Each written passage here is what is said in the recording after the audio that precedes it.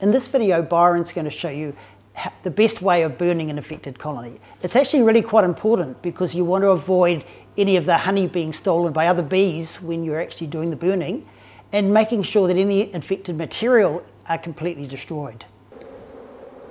Okay, so now that you've found your hive with American foulbrood disease, first thing is report it, next thing you've got to destroy it. I'm just going to go through and tell you about the process you need to go through to destroy that beehive. First thing, you need to block up the entrance. Now, with blocking up the hive, it'd be really good if you could come back at night time and go through that process.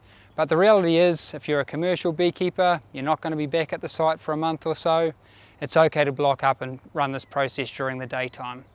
Okay, bit of grass in the front of the hive is sometimes the easiest, but essentially you want those bees to stay inside. Once it's all blocked up, next thing to do is to depopulate the hive.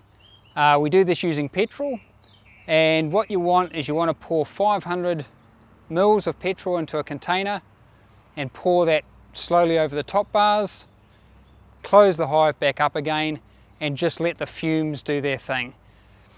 Okay, once you've gone through the depopulation process, you want to dig a hole in order to burn the hive.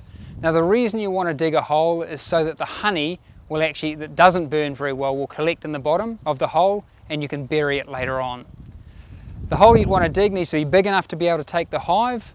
It needs to be deep enough to collect that honey, and we normally talk about 300 mils as being a reasonable depth.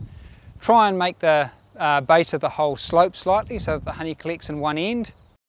And once you've done that, then you need to build your fire in it. Now, your fire, just start it off with other material. Once you get the fire going at a certain rate, you can slowly start adding your hive material. Obviously start with a few frames and just work the fire slowly up until a point where it's at a reasonable size and you can add more and more on. Be careful, remember that you've actually poured petrol into the hive, and petrol is a very flammable material, so just take care as you're adding the material.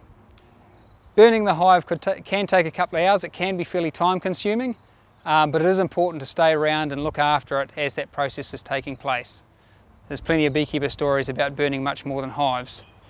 Later on, once the hive is burnt down, what you'll need to do is you'll need to bury the remains, and basically hopefully your hole's deep enough to encompass the remains, and it's just a matter of shoveling the dirt back over again. Just a reminder that when you do find American foulbrood in your hives, it does have to be destroyed within 7 days. And also be aware that when you're lighting a fire, depending on the area you're in, you may need to get a fire permit. So we would advise ringing up the council and just talking through that process.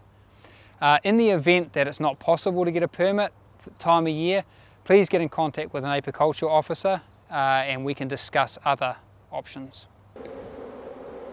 So to summarise the important things of what Byron was saying here about burning colonies, the most important one is to be very, very careful with matches and petrol for obvious reasons.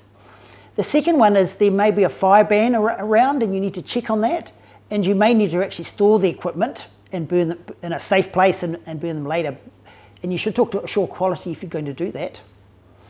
As far as reporting is concerned and timing for burning, you're supposed to have burnt the colony within 7 days of finding the American foulbrood disease.